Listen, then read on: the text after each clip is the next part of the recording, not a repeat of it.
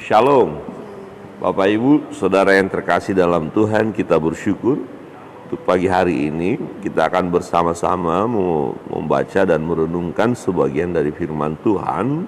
Pembacaan firman Tuhan dari Kejadian pasal 24. Kita akan membaca ayat pertama sampai dengan ayat yang ke-14. Ayat pertama sampai 14.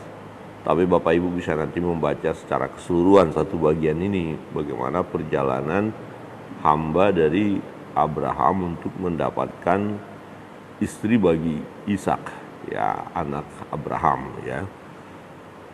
Ribka dipinang bagi Ishak, ayat yang pertama. Adapun Abraham telah tua dan lanjut umurnya serta diberkati Tuhan dengan segala hal. Berkatalah Abraham kepada hambanya yang paling tua dalam rumahnya, yang menjadi kuasa atas segala kepunyaannya, katanya, "Baiklah, letakkan tanganmu di bawah pangkal pahaku, supaya aku mengambil sumpahmu demi Tuhan Allah yang empunya langit dan yang empunya bumi, bahwa engkau tidak akan mengambil untuk anakku seorang istri dari antara perempuan Kanaan yang diantaranya aku diam. tetapi engkau harus pergi ke negeriku dan kepada sanak saudaraku untuk mengambil seorang istri bagi Ishak anakku." Lalu berkatalah hambanya itu kepadanya, "Mungkin perempuan itu tidak suka mengikuti aku ke negeri ini. Haruskah aku membawa anakmu itu kembali ke negeri dari mana tuanku keluar?" Tetapi Abraham berkata kepadanya, "Awas, jangan kau bawa anakku itu kembali ke sana. Tuhan Allah yang empunya langit, yang telah memanggil aku dari rumah ayahku serta dari negeri sanak saudaraku, dan yang telah berfirman kepadaku serta yang bersumpah kepadaku demikian, kepada keturunanmu lah akan kuberikan negeri ini, dialah juga akan mengutus malaikatnya berjalan di depanmu, sehingga engkau dapat mengambil seorang istri dari sana untuk anakku.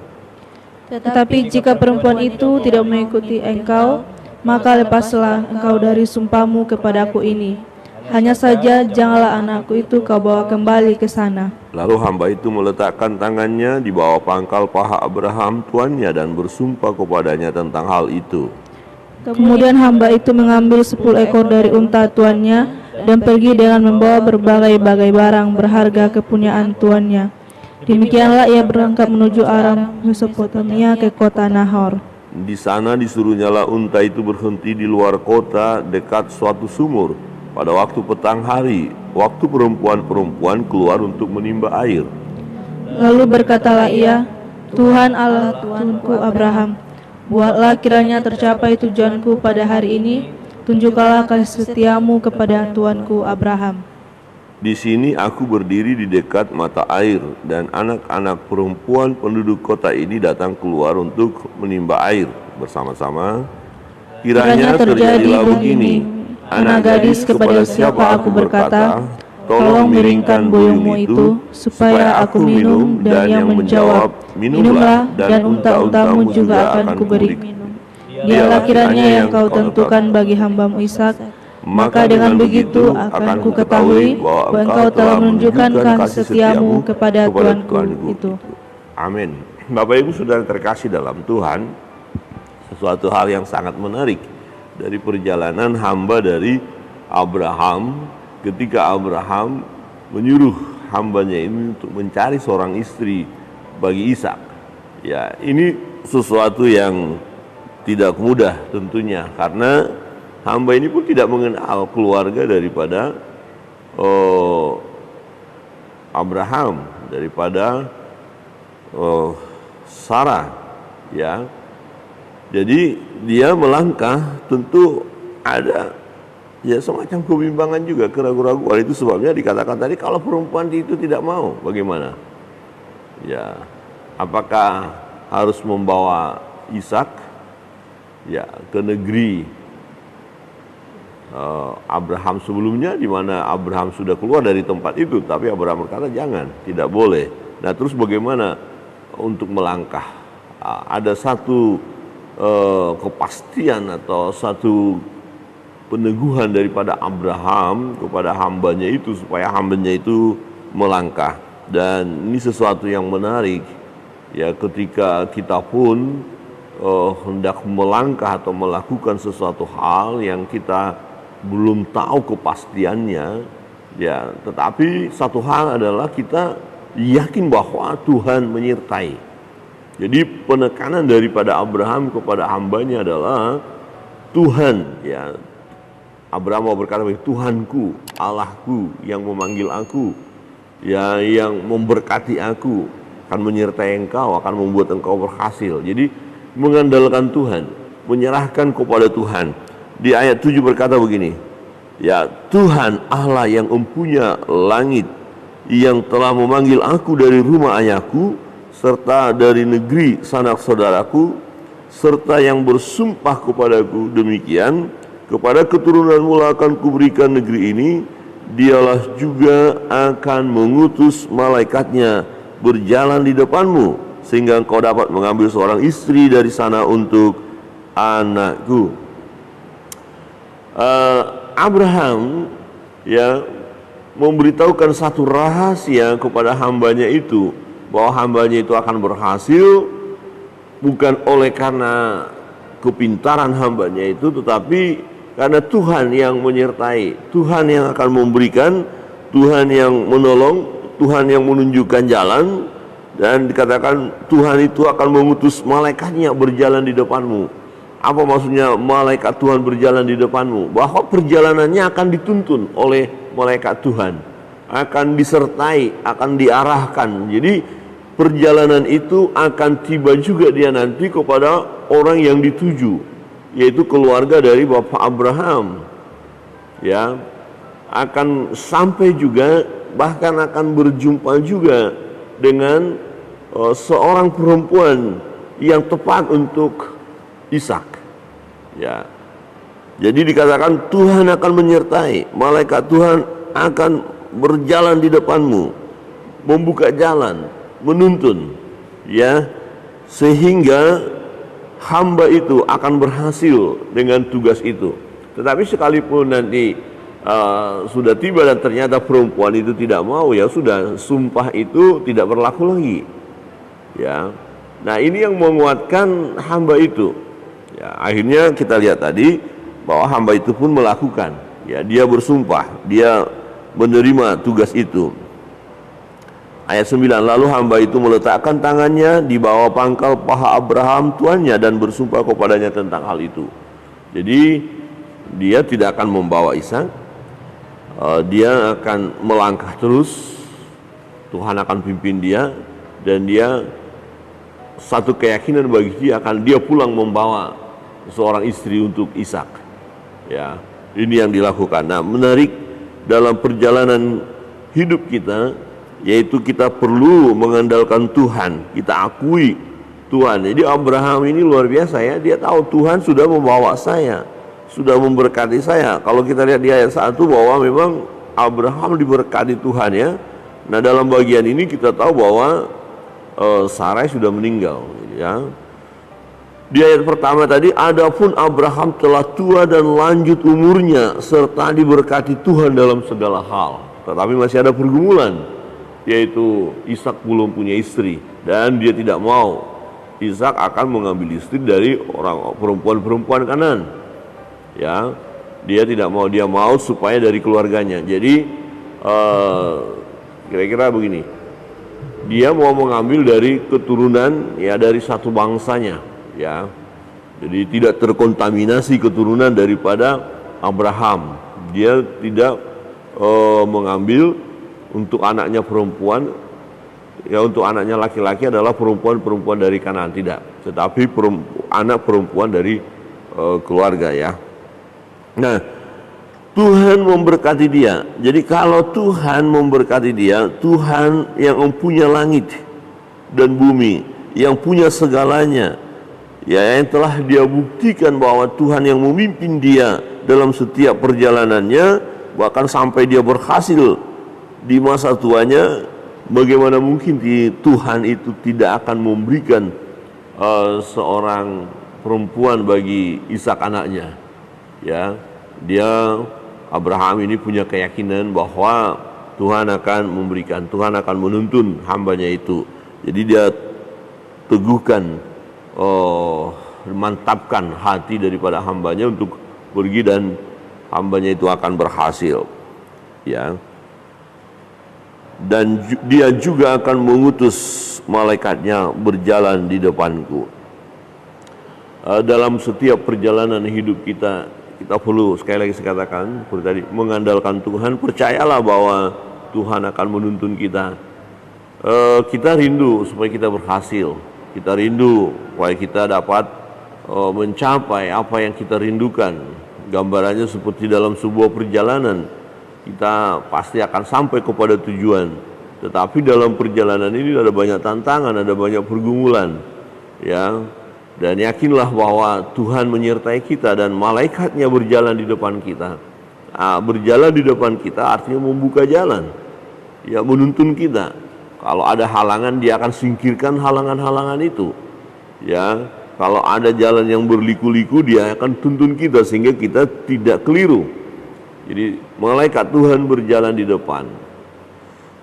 Dalam perjalanan hidup kita bersama dengan Tuhan, kita akan berjalan, ya, dalam pimpinan Roh Allah itu, dalam pimpinan Tuhan, maka kita akan berhasil sampai kepada tujuan. Amin. Kita akan berhasil sampai kepada tujuan. Nah, memang dalam perjalanan ini hamba ini taat, ya, dia melakukan, tapi kan masih ragu-ragu yang mana kira-kira. Kan banyak perempuan-perempuan di negeri, ya, tempatnya Abraham sebelumnya atau di Mesopotamia itu, ya, ya banyak. Terus yang mana? Yang mana keluarga daripada Abraham ini? Nah, untuk itu dia minta tanda, ya. Ini, jadi kita berjalan dalam penyertaan Tuhan, tapi untuk meyakinkan bahwa kita tidak keliru, kita tepat dalam mengambil keputusan atau dalam tindakan itu, kita juga bisa meminta tanda, ya. Seperti hamba ini, dia berdoa kepada Tuhan, dia berdoa juga, dia minta supaya langkah-langkahnya tepat, supaya dia sampai kepada tujuan itu, ya. Maka dikatakan ayat 12, ya, lalu berkatalah ia, Tuhan Allah Tuanku Abraham. Jadi dia ini seperti ya berbicara kepada Allah, ya. Tuhan Allah Tuanku Abraham, buatlah kiranya tercapai tujuanku pada hari ini. Tunjukkanlah kasih setiamu kepada Tuanku Abraham. Ya, jadi sebenarnya dia bisa berkata Tuhanku, enggak, tapi Tuhannya Abraham. Dan ini untuk keperluan Abraham, buatlah Abraham berhasil. Nah, sebenarnya yang mau berhasil juga hamba ini, tapi hamba ini kan melaksanakan tugas. Tapi dia tahu Tuhannya Abraham itu siapa, Allahnya Abraham itu siapa. Dan kepada Allahnya Abraham itulah hamba ini berdoa, hamba ini meminta, ya. Jadi kita juga kalau kita meminta sesuatu, ya, kepada Allahnya Abraham, Ishak, Yakub. Itu Allah yang hidup, Allah yang berkuasa. Tunjukkanlah kasih setiamu kepada Tuanku Abraham, buatlah kiranya tercapai tujuanku berhasil. Ya, dinaikkan doa, ya, ini doa permohonan. Ketika kita berjalan melangkah dengan kepastian, oke, kita katakan saya melangkah sesuai dengan firman Allah dan pasti sampai berhasil, tapi tidak langsung berhasil, kan? Masih kadang-kadang bimbang, ragu, bagaimana ini, kan gitu. Nah, seperti hamba ini, dia berdoa, memantapkan itu, meyakinkan, memohon kepada Tuhan, dan di dalam doa itu dia meminta tanda. Ayat 14, ya, kiranya terjadilah begini. Nah, jadi kalau ada peristiwa seperti ini, berarti itulah. Nah, ini menarik, ya. Kiranya terjadilah begini, anak gadis kepada siapa aku berkata, tolong miringkan buyungmu itu supaya aku minum, dan yang menjawab, minumlah, dan unta-untamu juga akan kuberi minum. Dialah kiranya yang kau tentukan bagi hambamu Ishak. Maka dengan begitu akan ku ketahui bahwa engkau telah menunjukkan kasih setiamu kepada Tuanku itu. Ini satu tanda, ya, kalau ada di antara perempuan ini satu orang yang berkata, ya minumlah dan unta-untamu pun akan kuberi minum. Berarti dialah. Nah kalau itu yang terjadi ya Tuhan, kayak gitu. Tuhan kalau itu yang terjadi berarti itu dia. Ya. Jadi permintaan daripada hamba inilah kepada Tuhan, supaya Tuhan menunjukkan bahwa orang yang tepat ya yang akan dijumpai oleh hamba ini, hamba Abraham ini. Dan ternyata Tuhan kabulkan doanya. Tuhan kabulkan permintaan hamba ini, dan ketika perempuan itu datang untuk mengambil air, dan ternyata Ribka datang ya. Dikatakan sebelum selesai berkata, maka datanglah Ribka yang lahir bagi Betuel anak laki-laki Milka istri Nahor saudara Abraham. Buyunya dibawa di atas bahunya dan seterusnya. Nah, kemudian betul ya Ribka melakukan tepat seperti apa yang diminta oleh hamba ini kepada Tuhan tentang tanda itu. Ya di ayat 18 jawabnya, minumlah Tuhan, maka segera diturunkan buyungnya itu ke tangannya serta diberinya dia minum, dan seterusnya. Wah, melihat hal ini hati hamba ini pun bersuka cita ya, jelas tanpa keraguan lagi, inilah orangnya ya.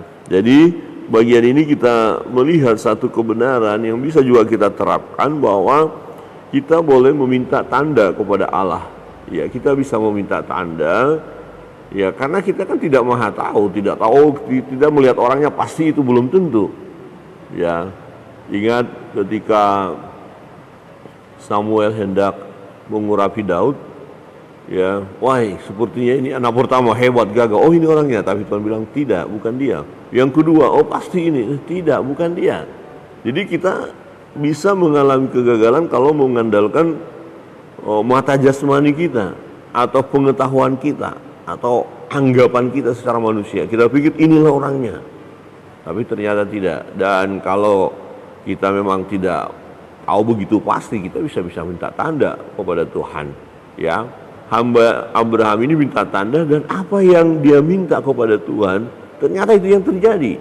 Nah kalau itu sudah terjadi, nggak usah ragu-ragu lagi, Tuhan sudah dengar, Tuhan sudah berikan.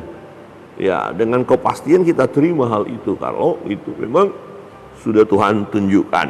Jadi jangan ragu-ragu lagi ya.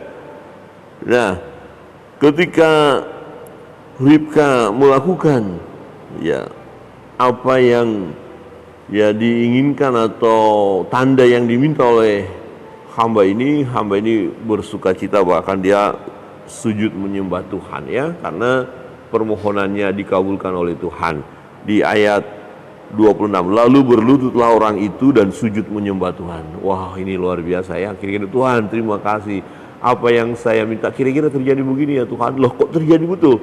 Ini dia. Jadi senang banget ya kalau tanda yang kita minta kepada Tuhan dan itu terjadi, kan kita senang. Jadi bahagia karena tidak perlu lagi ada keraguan-raguan. Nah, kemudian kita lihat selanjutnya bagaimana mereka ya datang ke keluarga Ribka ya, dan hamba ini langsung berbicara dengan keluarga daripada Ribka ya. Di ayat 35, Tuhan sangat memberkati tuanku itu sehingga ia telah menjadi kaya. Tuhan telah memberikan kepadanya kambing domba dan lembu sapi emas dan perak, budak laki-laki dan perempuan, unta dan keledainya. Dan Sarah istri tuanku itu sesudah tua telah melahirkan anak laki-laki bagi tuanku itu. Kepada anaknya itu telah diberikan tuanku segala harta miliknya, dan seterusnya. Ya, hamba ini berbicara kepada keluarga daripada Ribka. Dengan kata lain, hamba ini meminang Ribka dan membawa.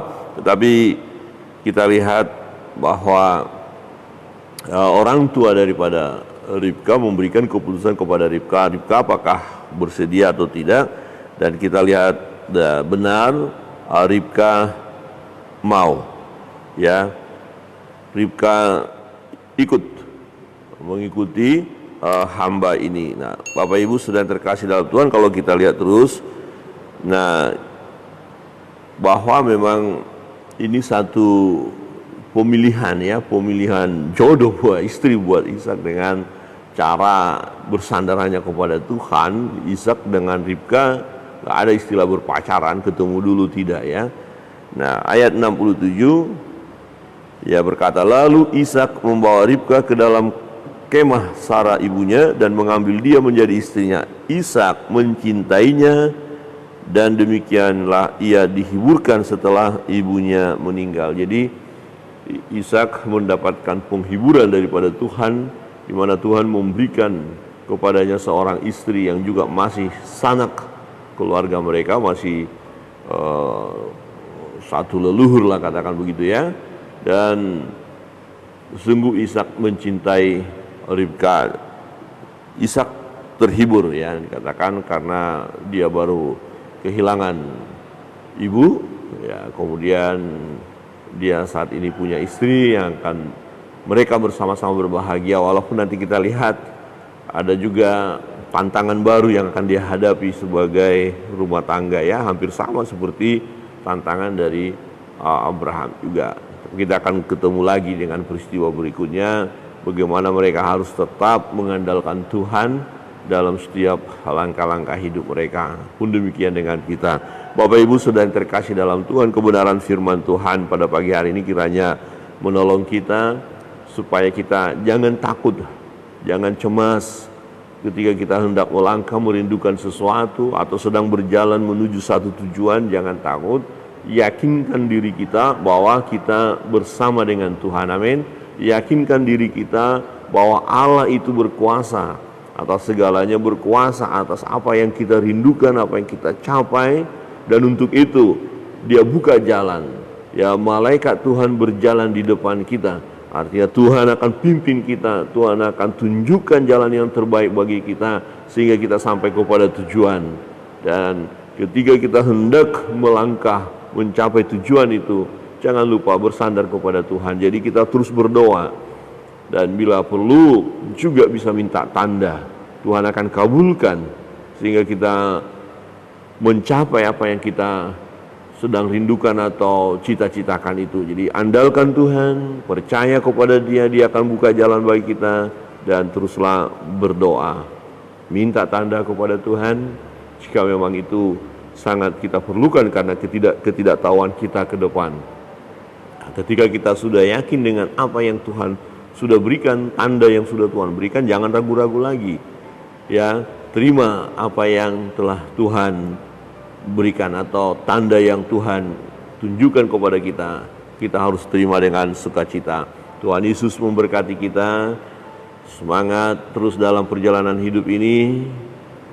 Tuhan akan memberi yang terbaik. Demikian kebenaran firman Tuhan. Kita akan naikkan doa-doa kita. Jika ada beban pergumulan yang kita hadapi, serahkan kepada Tuhan. Mungkin juga ada di antara kita yang mau minta tanda, Bapak Ibu minta tanda, silakan minta saja Tuhan. Ya, sebut aja tanda yang akan kita minta. Kiranya begini Tuhan. Ya, kok gumuli saja hal itu ya. Jadi percayalah bahwa Tuhan akan mendengar doa-doa kita dan mengabulkannya tepat pada waktunya. Tuhan memberkati. Kita akan naikkan satu pujian, kemudian kita akan berdoa bersama-sama.